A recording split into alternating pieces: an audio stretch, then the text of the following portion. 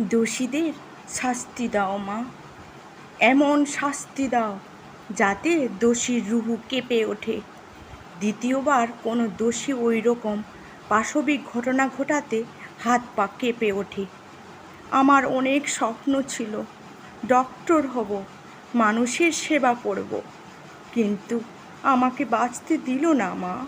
আমার উপর পাশবিক আচরণ করে আমার সতীত্বকে নষ্ট করে মেরে ফেলল।